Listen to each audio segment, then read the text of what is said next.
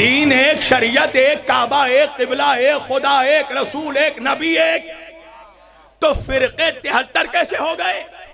तो पता चला 1400 साल में कहीं ना कहीं गोलमाल हुआ है, और गोलमाल इन कठमुल्लाओं ने किया, और ऐसा किया कि आज दुनिया के सामने खुद भी रुसवा हो रहे हैं और दीन को भी रुसवा कर रहे हैं। आज आप देखिए, आज ये जो चंद टके के मनहूस हमारे नबी के शान में जो गुस्ताखी कर रहे हैं, इनको मैटर कहां से मिल रहा है? क्यों नहीं वो किताबें जला दी जाती हैं जिन किताबों में नबी की तौहीन लिखी है? तवज्जो, बहुत अहम बात कर रहा हूं। इन कटमुल्लाओं ने इस्लाम को रुसवा किया, खुद भी रुसवा हुए। अच्छा, आपको मालूम है एक थ्योरी इन्होंने पेश की। आज हर ऐरा गैरा हमें मुसलमानों को ताना देता है कि तुम्हारे दीन की तो उम्र ही 1400 साल है, तुम तो 1400 साल हुए हैं तुमको पैदा होते हुए, तुम्हारा इस्लाम तो आया है 1400 साल पहले, हमारा मजहब 2000 साल पुराना है, 20,000 साल पुराना है, 2 लाख साल पुराना है। हम जवाब नहीं दे पाते, पता है क्यों? क्योंकि मनहूसत इन कटमुल्लाओं ने फैलाई है। इन कटमुल्लाओं ने दुनिया वालों को यह बताया कि इस्लाम शुरू हुआ है आखिरी नबी से। हकीकत यह है मुसलमानों कि इस्लाम हमारे आका से शुरू नहीं हुआ, आखिरी नबी पर मुकम्मल हुआ है। तवज्जो कीजिएगा, अगर इस्लाम आखिरी नबी से शुरू हुआ तो पूछो लंबी दाढ़ी वाले मौलवी से कि आदम कौन सा दीन लेकर आए थे, मूसा कौन सा दीन लेकर आए थे, ईसा कौन सा दीन लेकर आए थे, इब्राहिम कौन सा दीन लेकर आए थे, तो पता ये चला कि आदम भी इस्लाम लेकर आए थे, शीश भी इस्लाम लेकर आए थे, इदरीस भी इस्लाम लेकर आए थे, शोएब भी इस्लाम लेकर आए थे, नूह भी इस्लाम लेकर आए थे, दाऊद भी इस्लाम लेकर आए थे, सुलेमान भी इस्लाम लेकर आए थे, याकूब भी इस्लाम लेकर आए थे, यूसुफ भी इस्लाम लेकर आए थे, अय्यूब भी इस्लाम लेकर आए थे, यूनुस भी इस्लाम लेकर आए थे, महलाइल भी इस्लाम लेकर आए थे, शोएब भी इस्लाम लेकर आए थे, शम्वेल भी इस्लाम लेकर आए थे, मूसा भी इस्लाम लेकर आए थे, ईसा भी इस्लाम लेकर आए थे, यूशा भी इस्लाम लेकर आए थे। 1,24,000 नबी जो इस्लाम लेकर आए, अल्लाह ने उसी इस्लाम को मेरे आका पर मुकम्मल कर दिया, और अल्लाह ने कुरान की आयत भेज दी, अल यौमा अकमलतु लकुम दीनुकुम व अतममतु अलैकुम निअमती व रज़ीतु लकुमुल इस्लाम दीना। अल्लाह कह रहा है मेरे मुस्तफ़ा, ए मेरे हबीब, हमने आप पर दीन को मुकम्मल किया, दीन शुरू नहीं किया, हमने आप पर दीन को मुकम्मल कर दिया। व अतममतु अलैकुम निअमती, अल्लाह ने आज नेमतें तमाम कर दी। व रज़ीतु लकुमुल इस्लाम दीना, और अल्लाह आज इस्लाम से राजी हो गया, अल्लाह आज इस्लाम से राजी हो गया। मेरा नौजवान मुझसे पूछता है, मौलाना जब अल्लाह इस्लाम से राजी हुआ तो वो साल कौन सा साल था, वो महीना कौन सा महीना था, वो तारीख कौन सी तारीख थी, वो मकाम कौन सा मकाम था? मैंने कहा जवानों, अगर साल, महीना, तारीख और मकाम बता दिया, मुनाफिक का खड़े खड़े कलेजा फट जाएगा। मेरा नौजवान पूछने लगा, मौलाना इस्लाम जब मुकम्मल हुआ कौन सा साल था, कौन सा महीना था, कौन सी तारीख थी, कौन सी जगह थी? जवानों, साल, महीना, तारीख, जगह बताना मेरा काम, सुनना तुम्हारा काम। जब अल्लाह इस्लाम से राजी हुआ तो साल 10 हिजरी का था, महीना जिलहज का था, तारीख 18 थी, मुकाम गदीर का था।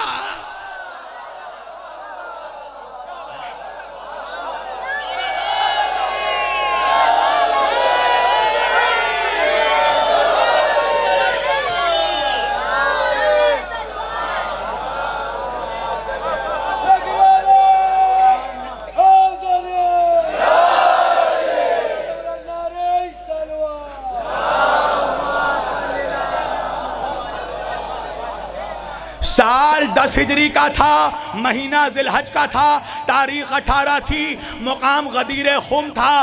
क्या हुआ? कहा जो आगे बढ़ गए थे उनको पीछे बुलाया गया, जो पीछे रह गए थे उनको आगे बुलाया गया।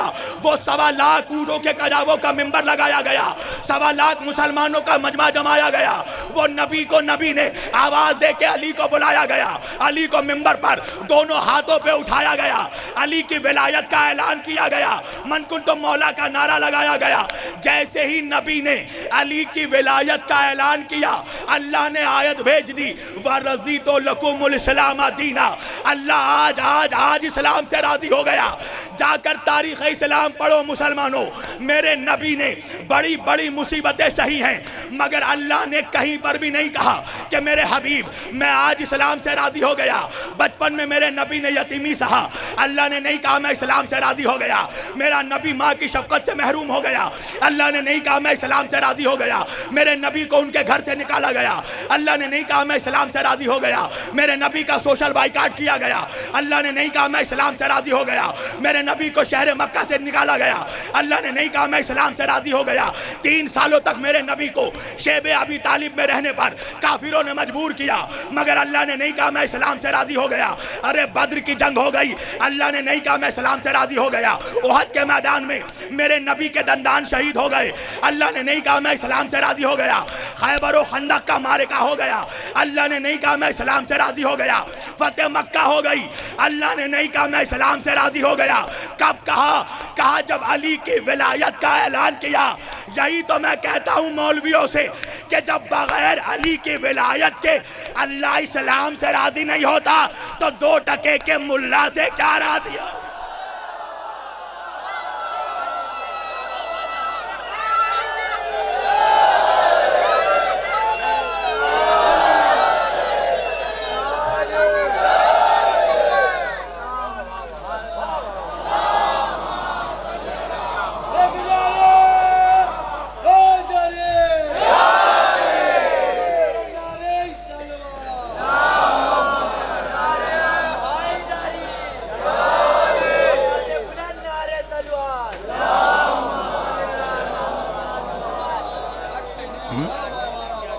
बड़ा खतरनाक माइक लगा दिया मेरी जान है।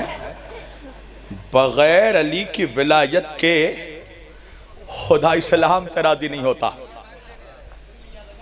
इनसे राजी होगा है। ये कुरान है, कुरान मुल्ला का बयान नहीं, अल्लाह का ऐलान है। आज अल्लाह इस्लाम से राजी हुआ है।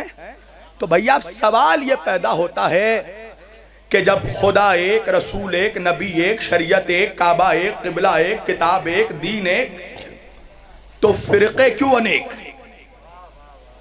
73 फिरके, मेरी तरफ जवानों 73 फिरके कैसे बन गए? देखो फिरके तो तब बनना चाहिए था जब 1400 साल में कहीं ना कहीं कुछ ना कुछ गोलमाल होता, और हुआ है, खतरनाक गोलमाल हुआ है, गड़बड़ी तो हुई है मुसलमानों। ये मुसलमानों का 73 फिरकों में बंटना, 73 फिरकों में बंटना, ये इस बात का ऐलान है कि कुछ ना कुछ कहीं ना कहीं गड़बड़ी हुई है। तो नऊज़ बिल्लाह अस्तग़फिरुल्लाह, गड़बड़ी का इम्कान तो तब था जब खुदा नबी को देता कुछ और नबी हम तक पहुंचाते कुछ। तवज्जो करना, बड़ी इंपॉर्टेंट बात कर रहा हूं। गड़बड़ी तो नऊज़ बिल्लाह माज़अल्लाह इम्कान तब था जब अल्लाह नबी को कुछ और हुक्म देता और नबी हम तक कुछ और हुक्म पहुंचाते। अल्लाह नबी तक कुछ और कुरान देता, नबी हम तक कुछ और कुरान पहुंचाते। तो लंबी दाढ़ी वाले सारे मौलवी नाराज हो गए, कहने लगे खबरदार शब्बीर वारसी, गुस्ताख मत बनो। हमारा नबी तो वो नबी है जिसे काफिर भी अमीन कहता है, जिससे मुशरिक भी अमानतदार मानते थे। हमारा नबी ऐसा अमीन अमानतदार है, सादिक़ो अमीन है। मैंने कहा क्या मतलब? कहा सुनो, अल्लाह ने नबी को जैसे दीन दिया, नबी ने हम तक वैसे ही दीन पहुंचाया। मैंने कहा तो फिर गड़बड़ी कहाँ हुई? तो एक जवान कहने लगा मौलाना बीच में एक मीडिएटर भी था, तवज्जो कीजिएगा। तो मैंने कहा नऊज़ बिल्लाह, जिब्रील ने कुछ और लिया और नबी को कुछ और दिया। क्या अल्लाह ने जिब्रील को दिया कुछ, जिब्रील ने नबी तक पहुंचाया कुछ? तो मौलवी साहब कहने लगे खबरदार मौलाना, जिब्रील के खिलाफ जुबान ना खोलना। जैसे अल्लाह ने जिब्रील पर वही की, जिब्रील नबी तक वैसे ही वही लेकर आए। तो मैंने कहा मौलवी साहब आपको जिब्रील पर इतना यकीन क्यों है, आपको जिब्रील पर इतना एतमाद क्यों है? तो मौलवी साहब कहने लगे वजह यह है कि जिब्रील है मासूम, और मासूम से दीन पहुंचाने में खता नहीं होती, खता नहीं होती। मैंने कहा बात समझ में आ गई। अगर नबी के बाद मुसलमानों ने मासूमों से दीन लिया होता तो गड़बड़ी नहीं होती।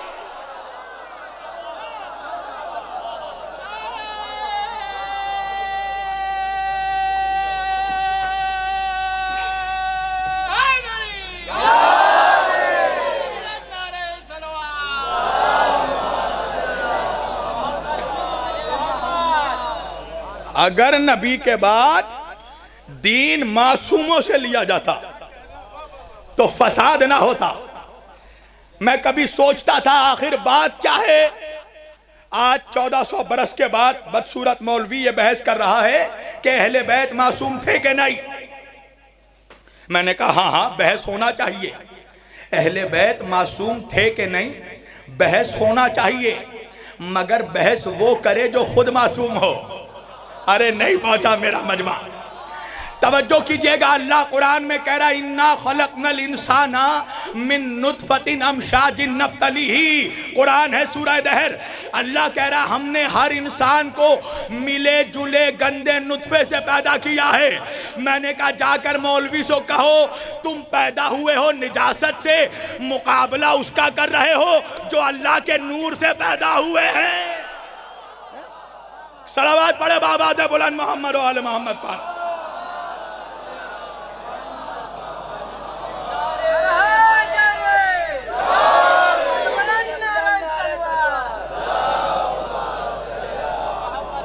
अल्लाह जिन्हें अपने नूर से पैदा करे उसके इस्मत पर क्या शक है। और कुरान में अल्लाह ने खुद इनके इस्मत की गवाही दी है। तवज्जो, एक सलावत पढ़िए मोहम्मद वाले मोहम्मद पर। देखो परेशान होने की जरूरत नहीं है, मेरी तकरीर से किसी का बॉक्स नहीं फटता, सिर्फ मुनाफिकों का कलेजा फट जाता है। हाँ, और जो बात कर रहा हूं दलील के साथ, परेशान होने की बात नहीं है, वरना अब तक सरवाइव नहीं कर पाता है। तवज्जो, अहले बैत की इस्मत की दलील कुरान में मौजूद है। सूरह अहज़ाब की 33वीं आयत, 33वें सूरे की 33वीं आयत, आयत तथहीर क्या है? ये अहले तहारत का नहीं इस्मत का सबूत है। अल्लाह कह रहा इन्नमा युरीदुल्लाहु लियुज़हिबा अन्कुम अर्रिज्सा अहलल बैत व युतहिरकुम तत्हीरा। अल्लाह का यह इरादा है नबी के खास घर वालों, ए मोहम्मद अली फातिमा हसन हुसैन, हम आपके करीब किसी तरह की निजासत को, गंदगी को, गुनाह को, झूठ को, मनहूस को, मनुष्यत को, शैतान को, शैतानियत को, किसी तरह के मकरो फरेब को, झूठों को, मक्कारों को, धोखेबाजों को, मनहूसों को, नजीसों को, नापाकों को हम आपके करीब पहुंचने नहीं देंगे। वयुतहिरकुम तत्हीरा, आपको वैसे ही पाक रखेंगे जैसे पाक रखने का हक है। ये अहले बैत की इस्मत की गवाही है। मैं सोचता था कि जिसकी गवाही इस्मत की अल्लाह कुरान में दे रहा हो तो मौलवी उसकी इस्मत का इनकार क्यों करता है? वजह यह है कि मौलवी के रगों में भी आज भी यजीद के खानदान की हड्डी अटकी हुई है। बड़ा चालाक है मौलवी, जानता है अगर अहले बैत को मासूम मान लिया तो मुसलमान दीन मुल्ला से नहीं मौला से लेगा।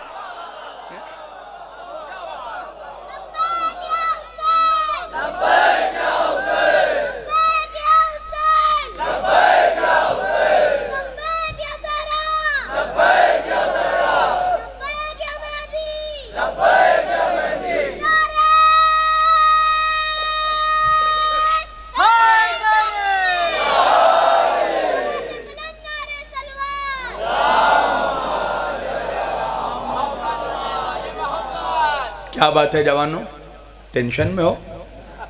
हैं? मैं देख रहा हूं कुछ लोग सुनकर सुन हो जा रहे हैं। कोई परेशानी की बात नहीं है, अली बुज़दिलों का मौला नहीं है। तवज्जो, गड़बड़ी कैसे हुई? गड़बड़ी वहां हुई जब मुसलमानों ने उनसे दीन नहीं लिया, खुदा जिनसे दीन देना चाहता था। हमने दीन कैसे लिया? मुसलमानों ने दीन लिया है एजेंसीज के थ्रू। काश ये जुमला आप समझ जाए। कैसे दीन लिया? इसने अपने अब्बा से लिया, यानी अपने दादा के बेटे से लिया, उसने उसके बेटे से लिया, उसने फला के बेटे से लिया, उसने फला के बेटे से लिया, उसने फला के बेटे से लिया। तो किसी ना किसी का बेटा तो नबी के दौर में था ना, नहीं पहुंच रहा है कानपुर। भाई गड़बड़ी कहां से हुई? इसने जाहिद ने अपने बाप के बेटे से, दादा के बेटे से लिया, उसने उस फला के बेटे से लिया, उसने उसके बेटे से लिया, उसने बेटे से लिया, उसने उसके बेटे से लिया। मैंने कहा मौलवियों तुमने इसके उसके बेटों से दीन लिया तो 1400 साल बाद दीन में गड़बड़ी हो गई। मैंने कहा इसके उसके बेटों से दीन लेने के बजाय उनसे दीन ले लेते जिसे नबी मुबाहिला में अपना बेटा बना कर ले गए। अरे जो पहुंच गए सलावत पड़े वहां।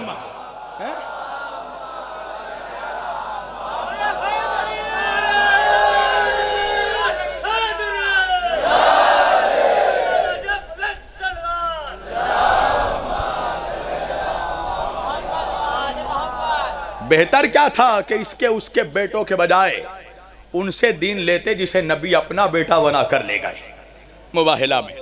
तुमने यहां से लिया, वहां से लिया, वहां से लिया, वहां से लिया, इतनी खिचड़ी कर दी कि हौच पौच हो गया। आज का नौजवान बेचारा समझ ही नहीं पाता कि कहां जाए। अच्छा मालूम है, आज मेरा अगर कोई गैर मुस्लिम भाई जब इस्लाम कबूल करता है तो इस्लाम कबूल करना ही बहुत बड़ी बात होती है। एक तो उसने ना जाने कितनी किताबों को पढ़ा होगा, रिसर्च किया होगा, तहकीक की होगी, और उसके बाद एक उम्र में आकर इस नतीजे पर पहुंचा होगा कि इस्लाम ले आए। मगर आपको मालूम है जैसे ही वो मुसलमान होता है थोड़ी देर के बाद पागल हो जाता है। पता है क्यों? इसलिए कि वो ये सोचता है कि इतनी तहकीक और रिसर्च और मुताला के बाद, मेहनत के बाद मैं मुसलमान तो हो गया, अब मुसलमान होने के बाद क्या हूँ? शिया बनूं, सुन्नी बनूं, वहाबी बनूं, बरेलवी बनूं? और जिसके पास जाइए वही जन्नत का टोकरा लिए बैठा है, परेशान। ऐसे ऐसे बहुत से जवान मिले, मौलाना समझ नहीं आता, बीच में खड़ा हूं पुलिस से रात पर, इधर जाऊं कि उधर जाऊं। वजह क्या है? वजह यह है कि इतना मिक्स्ड कर दिया गया। कहते हैं ना, टू मेनी इंग्रेडिएंट्स अगर किसी चीज में मिल जाए तो वो चीज बर्बाद हो जाती है। किसी शरबत में भी जरूरत से ज्यादा बादाम, किशमिश और ये डाल ले तो वो बिल्कुल अजीब व गरीब उस बन जाता है। तो इस्लाम की यही खिचड़ी बना दी, इतना मिक्स कर दिया। क्यों? क्योंकि ये वहां से लिया, फला वहां से लिया, फला। नहीं समझे आप? मिसाल दे दूं जवानों के लिए। भाई मैं कानपुर में मजलिस पढ़ के जा रहा हूं, मगर मैं हूं बंगाली, और बंगाल की बिरयानी बहुत मशहूर है। किसी को चैलेंज करना है कर दे, आकर मैं साबित कर दूंगा, मेरे शहर आ जाए। बंगाल की बिरयानी बहुत मशहूर है। अब जब मजलिस हो गई, मैं अपने वतन चला गया, अपने शहर चला गया, बंगाल चला गया, तो यहाँ से मेरे चाहने वाले दानिश भाई, हमारे जहीर भाई, ऐमन भाई, मुंतजिर भाई, ये सारे लोग हमारे घर आए मुझसे मुलाकात करने के लिए। अब इस्लाम मेहमान नवाजी सिखाता है मुसलमानों। तवज्जो, मेहमान का इस्तकबाल करना ये रसूल की भी सुन्नत है, अहले बैत की भी सुन्नत है। मगर आजकल मेहमानों को देखकर सबसे ज्यादा हमारी श्रीमती जी घबरा जाती हैं। तवज्जो, मेहमान बोझ नहीं होता। अल्लाह के रसूल फरमाते हैं कि खुदा को जब किसी बंदे पर प्यार आता है, रहम आता है, तो अल्लाह उसके घर पे मेहमान भेजता है। और खुदा को जब किसी बंदे पे बहुत ज्यादा प्यार आता है तो खुदा उसके घर में बेटी भेजता है। तवज्जो, अल्लाह के रसूल फरमाते हैं मेहमान जब आता है तो अपने मुकद्दर का रिस्क लेकर आता है, और जब जाता है तो तुम्हारे गुनाहों को लेकर जाता है। हजरत इब्राहीम अलैहिस्सलाम उस वक्त तक खाना नहीं खाते थे जब तक कोई मेहमान ना आ जाए। देखो बात आ गई, एक छोटा सा वाकया बयान कर दूं मैं। जब हजरत इब्राहीम अलैहिस्सलाम ने बुतों को तोड़ा बुतकदे में, तो जितने बुत परस्त थे बुतखाने में दाखिल हुए तो देखा कुल्हाड़ी हजरत इब्राहीम के हाथ में है, सब समझ गए कि बूतों को इब्राहिम ने तोड़ा है। उन लोगों ने पूछा इब्राहिम अलैहिस्सलाम से कि ये किसने तोड़ा बूतों को? तो इब्राहिम ने कहा कि अपने बूतों से ही पूछो, अल्लाह जाने कानपुर कहाँ है? अपने बूतों से ही पूछो कि ये कैसी बात हुई। अब ये सब लोग मिलकर नमरूद के पास गए हजरत इब्राहिम अलैहिस्सलाम की शिकायत लेकर कि देखो हमारे खुदाओं को तोड़ डाला, हमारे बूतों को तोड़ दिया इब्राहिम ने। नमरूद ने अपने महल से चंद सिपाहियों को भेजा कि जाओ इब्राहिम को गिरफ्तार करके लाओ। अब ये सारे सिपाही चले नमरूद के हजरत इब्राहिम अलैहिस्सलाम को गिरफ्तार करने, मगर इन लोगों ने कभी इब्राहिम को देखा नहीं था। तवज्जो। और ढूंढते ढूंढते हजरत इब्राहिम अलैहिस्सलाम के सामने आ गए और आने के बाद इब्राहिम अलैहिस्सलाम से ही पूछने लगे, आप जानते हैं इब्राहिम कौन है? इब्राहिम अलैहिस्सलाम ने कहा कि मुझसे अच्छा कौन जानेगा इब्राहिम कौन है। तो सिपाहियों ने कहा तो हमें मिलवाइए, हम इब्राहिम की तलाश में हैं। इब्राहिम अलैहिस्सलाम ने कहा मसला क्या है? कहा इब्राहिम ने यहां बूतों को तोड़ा है बुतकदे में। नमरूद बादशाह ने हमें हुक्म दिया है कि हम इब्राहिम को गिरफ्तार करके लाएं। इब्राहिम अलैहिस्सलाम ने कहा अच्छा इब्राहिम से मिलना चाहते हो? कहा हाँ। कहा मैं मिलाऊंगा। कहा अच्छा हमें करना क्या होगा? कहा कुछ नहीं, मेरे साथ मेरे दस्तरखान पर बैठकर खाना खा लो। तवज्जो कीजिएगा, मेरे दस्तरखान पर बैठकर खाना खा लो। अब ये ऐसे ही भूखे नंगे फिर रहे थे, इन लोगों ने कहा अच्छा मौका है, खाना ही तो खाना है। तवज्जो कीजिएगा, यही बात कुछ कुरैश वालों ने भी सोचा था, अबू तालिब के दस्तरखान पर खाना ही तो खाना है। तवज्जो है। और देखो ये इस्लाम की सीरत है कि मजलिस भी सुनाओ, पैगाम भी सुनाओ और खाना भी खिलाओ। इसलिए हम इमाम हुसैन की जब मजलिस करते हैं तो खाना भी खिलाते हैं, पैगाम भी सुनाते हैं। एक मौलवी साहब हमसे कहने लगे मगर दावते जुलशीरा में रसूल अल्लाह ने तो पहले खिलाया था बाद में सुनाया था, मगर आप तो सुन्नत पर नहीं चलते, आप पहले सुनाते हैं बाद में खिलाते हैं। मैंने कहा वजह यह है कि हमें तजुर्बा हो गया है, तुम खाने के बाद रुकते कहाँ हो?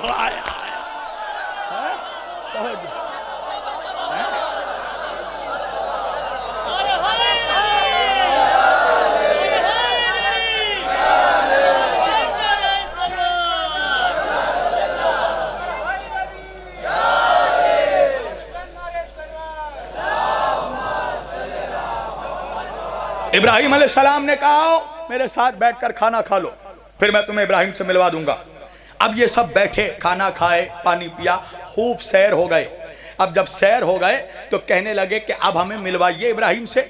इब्राहिम अलैहिस्सलाम ने खड़े होकर कहा कि मैं ही इब्राहिम हूँ, आओ गिरफ्तार करो। अब देखिए ये सिपाही नमरूद के थे मगर बेगैरत नहीं थे। तवज्जो, इन्होंने कहा नहीं अब तो हम आपको गिरफ्तार नहीं कर सकते। इब्राहिम अलैहिस्सलाम ने कहा वजह क्या है? कहा हमने आपका नमक खाया है और जिसका नमक खाओ उसकी नमक हरामी नहीं करना चाहिए। तवज्जो, हम जब तक आपके नमक का कर्ज चुका ना दें, जब तक आपका एहसान चुका ना दे, आपने हम पर एहसान किया है खाना खिलाकर, हम जब तक आपका एहसान नहीं चुका दें हम आपको गिरफ्तार नहीं कर सकते। तो इब्राहिम अलैहिस्सलाम ने कहा तो कैसे चुकाओगे मेरा एहसान? तो सिपाहियों ने कहा आप ही बता दीजिए कोई तरीका। इब्राहिम अलैहिस्सलाम ने कहा एक तरीका है, मेरे एहसान का कर्ज अदा हो जाएगा। कहा क्या तरीका है? इब्राहिम अलैहिस्सलाम ने कहा मेरे खुदा के सामने झुक जाओ। हाय हाय हाय, मेरे खुदा के सामने सजदा रेज हो जाओ, सजदा कर दो। अब ये लोग कहने लगे ये तो कोई बात नहीं हुई, अगर हम आपके खुदा को मानते तो आपको गिरफ्तार ही क्यों करने आते? इब्राहिम अलैहिस्सलाम ने कहा कि बस तरीका तो यही है, एहसान चुकाना है तो मेरे खुदा के सामने सजदा कर लो। सिपाहियों ने थोड़ी मोहलत मांगी, आपस में मीटिंग करने लगे। एक लंबी दाढ़ी लगाकर हजरत इब्लीस भी वहीं पर पहुंचे, शैतान भी पहुंचा। शैतान ने उन लोगों से पूछा आखिर परेशान क्यों हो? कहा देखो हम इब्राहिम को गिरफ्तार करने आए थे, इब्राहिम ने हमें खाना खिला दिया, अब जब तक हम उनका एहसान ना चुकाएं हम उन्हें गिरफ्तार नहीं कर सकते। तो इब्लीस ने कहा कि क्या है एहसान का सिला? कहा इब्राहिम कहते हैं मेरे खुदा के सामने झुक जाओ, मेरे खुदा को सजदा कर लो। तो इन लोगों ने कहा कि कैसे सजदा कर लें, अगर हम उनके खुदा को मानते तो गिरफ्तार ही करने क्यों आते?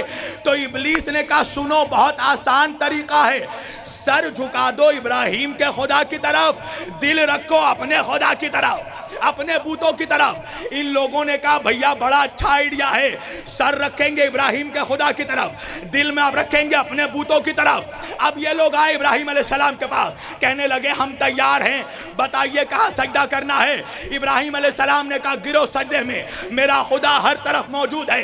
अब ये सब के सब जब सजदे में गए तो इब्राहिम अलैहिस्सलाम ने दुआ के लिए हाथ उठाया और हाथ उठा के कहा परवरदिगार, सर झुकाना मेरा काम था, दिल झुकाना तेरा का।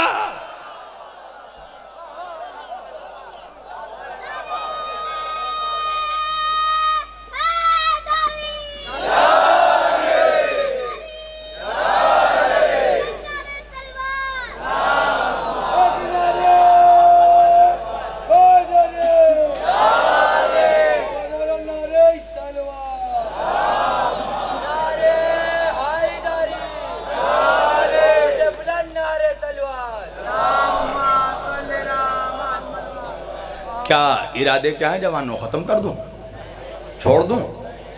तो फिर शर्मा कर अली का नारा क्यों लगा रहे हो?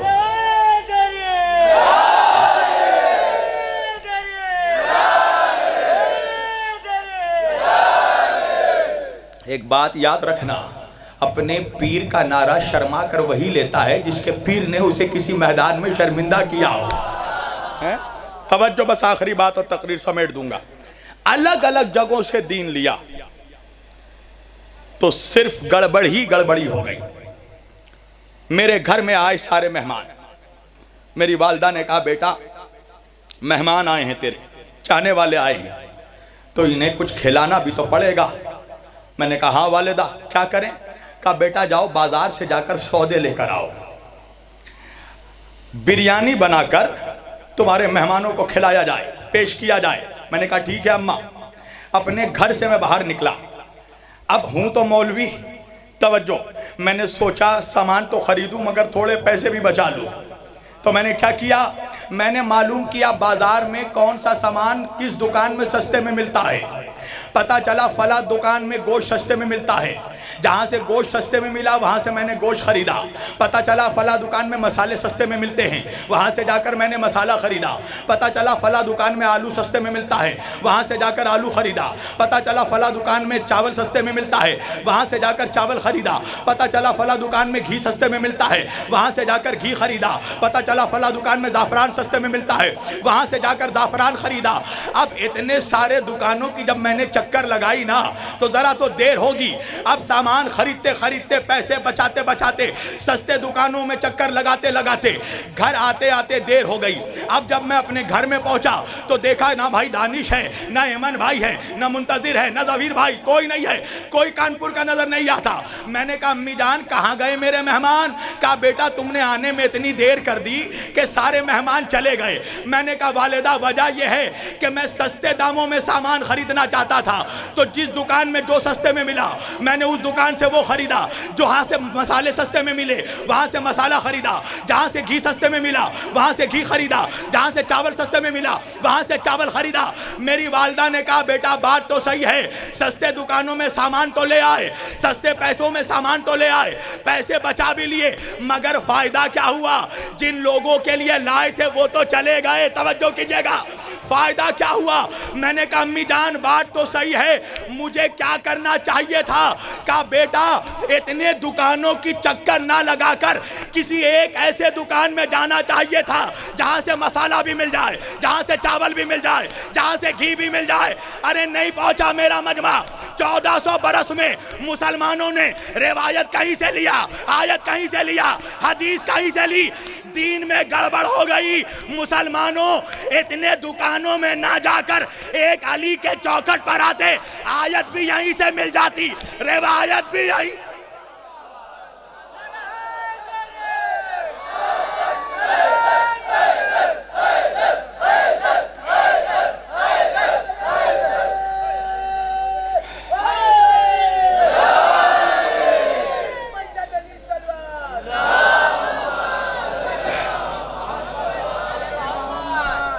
एक अली के दरबार में आ जाते, आयत भी यहां से मिलती, रिवायत भी यहां से मिलती। जब नबी ने कह दिया कि अना मदीनतुल इल्मी व अलीयुन बाबुहा, मैं इल्म का शहर हूँ, अली दरवाज़ा है। तो भाई शहर में जाना था तो दरवाजे से आते ना, खिड़कियाँ क्यों तलाश कर रहे हो हैं? अगर दरवाजे पर आते तो सब कुछ मिल जाता। समेट दी मैंने गुफ्तगू। अज़ीज़ान गिरामी, मुसलमान आया अली के दर पर, मगर अली के दरबार से इल्म लेने नहीं, अली और अली के घर वालों को सताने के लिए आया। अफसोस है कि ये तारीख़ की सच्चाई है कि जो जुल्म मुसलमानों ने अपने नबी की औलादों पर किया है, किसी उम्मत ने अपने नबी के घर वालों पर वो जुल्म नहीं किया जो जुल्म मुसलमानों ने किया है। मुसलमानों, तुमसे तुम्हारे नबी ने कुछ नहीं मांगा था और तुम्हारी औकात क्या है कि तुम नबी को कुछ दे सको। अल्लाह ने कुरान हदीस कुदसी में कहा है, लौलाका लिमा खलक़तुल अफ़लाक। हबीब, अगर हम आपको पैदा ना करते तो हम कायनात को पैदा ना करते। कायनात सदका है मुस्तफ़ा का, हम उन्हें क्या दे सकते हैं? मेरे नबी ने हमसे हमारी जायदाद, हमारी दौलत कुछ नहीं, एक चीज़ मांगी थी नबी ने, वो भी नहीं दे पाए। यही तो कहा था नबी ने, मुझे मेरे घर वालों की मोहब्बत दे दो। एक ही वसीयत की थी रसूल अल्लाह ने कि मेरे बाद मेरे बच्चों का ख्याल रखना। यही ख्याल रखा कि 50 साल में पूरा घर का घर लूट लिया। बच्चों पर रहम नहीं किया। कल मैंने गाजा के मजलूम मासूम बच्चों की लाशें देखी। ऐसी लाशें कि माँ बाप को भी नहीं पता था कि इनमें से हमारे बच्चे कौन हैं। माएँ बच्चों की लाशें तलाश कर रही। कसम खुदा कि मैं उसे हुसैन का जाकिर नहीं समझता जिसको फ़लस्तीन के मजलूमों से हमदर्दी नहीं है। वो कैसे इमाम मजलूम करबला का चाहने वाला हो सकता है जिसे मजलूम की हमदर्दी जिसके दिल में ना। ये इन बच्चों की लाशों ने हमें करबला से और करीब कर दिया है। माएँ तलाश कर रही हैं बच्चों के लाशों को, इसलिए कि माओं को बच्चों से बड़ी मोहब्बत होती है। तुम्हारी छोटे तुम्हारे बच्चे होंगे, तुम्हारे बच्चों के पैरों में कांटे चुभ जाए तो तुम्हें कितनी तकलीफ होती है। कभी सोचा मुसलमानों कि इमाम हुसैन पे क्या गुजरी होगी जब गोद के 6 महीने के बच्चे के गले पे तीर लगा होगा? कभी अपने आप से सवाल करो, हुसैन पर क्या गुजर रही होगी जब 4 साल की बच्ची को तमाचे मारे जा रहे होंगे। अजरकुम मिनल्लाह। हुसैन पर क्या गुजर रही होगी जब उनके बीमार बेटे को रास्ते भर कोड़े लगाए जा रहे होंगे। वो सैयद सज्जाद कि जिसे करबला के बाद किसी ने मुस्कुराते नहीं देखा, सारी जिंदगी रोते रहे। किसी ने पूछा मौला हर वक्त रोते रहते हैं, कहा भाई तूने इंसाफ नहीं किया। अरे याकूब का एक यूसुफ खो गया था, सारी जिंदगी रोते रोते आंखें सफेद हो गई। अरे मैंने तो एक दोपहर में अपने 18 यूसुफ को खो दिया। इमाम सज्जाद, इमाम ज़ैनुल आबिदीन, मुसलमानों तुम्हारा चौथा इमाम किसी कसाई के दुकान के पहलू से गुजर जाता था ना, तो कसाई गोश्त पर पर्दे डाल देता था, गोश्त पर कपड़े डाल देता था। एक कसाई के दुकान के पहलू से सैयद सज्जाद गुजर रहे थे। कसाब ने देखा, गोश्त पर कपड़ा डाल दिया। खरीदार पूछने लगा वो कौन शख्स है जिसे देखकर तूने गोश्त पर कपड़े डाल दिए? कसाई कहने लगा वो हमारा चौथा इमाम है। वो गोश्त के टुकड़ों को नहीं देख सकता, इसलिए कि उसने करबला में अपने भाइयों के गोश्त के टुकड़े बिखरे देखे। हज़रकुम अल्लाह। अल्लाह आपको कोई गम न दे सिवाय गम हुसैन के। अदादारों, रोने के लिए यही काफ़ी है कि अब चंद दिन बच गए हैं अय्याम अदा को। बचे जो अगले बरस हम हैं और ये गम फिर है। जो चल बसे तो ये अपना सलाह में आखिर है। अजरुकुम अल्लाह। मेरे मौला सज्जाद से जब भी किसी ने पूछा ना मौला सबसे ज़्यादा मुसीबत कहाँ आई, सुनोगे अदादारों, सैयद सज्जाद ने 3 मरतबा कहा अशाम अशाम अशाम। पूछने वाले ने पूछा मौला आपके बाबा के प्यासे गले में खंजर करबला में चलाना, मौला आपके भाई के सीने पे नेज़ा करबला में मारा गया ना, मौला असगर के गले को करबला में नहर किया गया ना, मौला कासिम करबला में तकसीम हुआ ना, मौला शाम में क्या हुआ? सैयद सज्जाद ने कहा मिनहाल तूने इंसाफ नहीं किया। अरे राह खुदा में सर कटाना हमारी विरासत है, खुदा की राह में सीने पर तीर खाना हमारी मीरास है, मगर माँ बहनों का हाथ पसे गर्दन बंधे बाजारों से गैर महरमों के मजमों से घुमाया जाना। हजरों को मिन अल्लाह, अल्लाह आपकी आवाजों पर रहमत नाज़िल करे। का मौला शाम में क्या हुआ? का सुनोगे मिनहाल, जब शाम के करीब हमारा काफिला पहुंचने वाला था ना, तो मुद्दतों के बाद जालिमों ने हमें इजाज़त दी कि हम आले मोहम्मद थोड़ी देर के लिए ज़मीन पर बैठ जाए। मिनहाल घंटों घंटों रोज़ रोज़ पैदल चलने के बाद हम आले मोहम्मद ज़मीन पर बैठे थे। सुनोगे मिनहाल, जैसे ही हम बैठे थे ना, अरे मेरी नन्ही सकीना, मेरे 4 साल की बहन मेरे करीब आई। मिनहाल मेरे पैरों में आबले थे, पैरों में कांटे थे। सकीना अपने नन्हे नन्हे हाथों से मेरे पैरों के कांटे निकाल रही थी। मिनहाल मैं खून के आंसू रो रहा था। मिनहाल ने कहा मौला रोने का सबब क्या है? कहा मिनहाल मेरे पैरों में जो कांटे थे वो तो सकीना निकाल रही थी, मगर सकीना के पैरों में जो कांटे थे अरे निकालने वाला कोई ना था। हजरों को मिन अल्लाह का मिनहाल बाज़ारे शाम के दरवाजे पर जैसे ही हमारा काफिला पहुंचा ना, एक मनादी देने वाले ने निदा दी, शाम वालों बागियों का काफिला आ गया। मिनहाल हम बाजार में दाखिल हुए, अरे लाखों तमाशा देखने वाले तमाशा देख रहे थे, तालियां बजाने वाले तालियां बजा रहे थे, कहे लगाने वाले कहे लगा रहे थे। यजीद ने बाजारे शाम चारों तरफ शीशों से सजा दिया था। अरे जिस जगह भी मेरी माँ रबाब सर उठाती थी, मेरी फूफी ज़ैनब कुलसूम सर उठाती थी, बगैर चादर के शीशे में अपना चेहरा।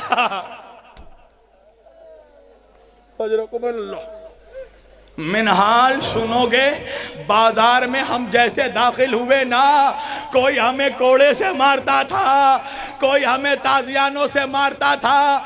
इस पर भी जब मुसलमानों का दिल ठंडा नहीं हुआ तो मुसलमान जमीन से पत्थर उठाते थे, हमारे चेहरे पर पत्थर मारते थे। अरे इस पे भी दिल ठंडा नहीं हुआ। औरतें बाला खानों में जाती थी, गरम खौलता पानी लाती थी, हमारे ऊपर गरम पानी डाल दिया करती थी। मेरी सकीना तड़प कर कहती थी भैया मुझे बचा लो भैया। अल्लाह आपके पुरसे को कबूल करे। बस 2 मिनट में साहिब तबाब कर दिए। अदादारो, तुमने सैयद सज्जाद की मुसीबत सुनी ना, तुमने सकीना की एक मुसीबत सुनी ना, अब मैं तुम्हें ज़ैनब की एक मुसीबत सुनाता हूँ। अपने कलेजों में हाथ रखना वरना तुम्हारा सीना फट जाएगा। अदादारो सुनोगे, ज़ैनब के लिए बाजार में सबसे बड़ी मुसीबत क्या थी पता है? ज़ैनब के सामने बार बार अकबर का कातिल आता था और हंस हंस कर कहता था ज़ैनब मैंने तेरे अकबर को मारा, मैंने तेरे अकबर को। बस 2 मिनट बस साहिब तबाह कर दिए। वो ज़ैनब जो जिंदगी भर अपने बच्चों को नहीं रोई, अपने भाई को रोती रही। अज़ादारों बस मसाइब तमाम हो गए। यहाँ तक कि जिंदाने शाम में जब शुहदा के कटे हुए सर लाए गए ना, अरे हुसैन का कटा सर आया, ज़ैनब ने बढ़कर इस्तकबाल किया। अब्बास का कटा सर आया, उम्मे कुलसूम ने बढ़कर इस्तकबाल किया। अकबर का कटा सर आया, उम्मे लैला ने बढ़कर इस्तकबाल किया। कासिम का कटा सर आया, उम्मे फरवा ने बढ़कर इस्तकबाल किया, असगर का नन्ना सर आया, उम्मे रबाब ने बढ़कर इस्तकबाल किया। मगर हाय जब कैद खाने में दो नन्हे नन्हे सर आए, अरे ओनो मोहम्मद का इस्तकबाल करने वाला कोई नहीं था। कनीजों ने कहा क्या इन बच्चों की माँ जिंदा नहीं है? ज़ैनब ने सीने पे हाथ रखा, अरे ऐसा ना कहो, इनकी माँ जिंदा है मगर मैं इन पर रोऊंगी। तो जहरा के लाल का माथा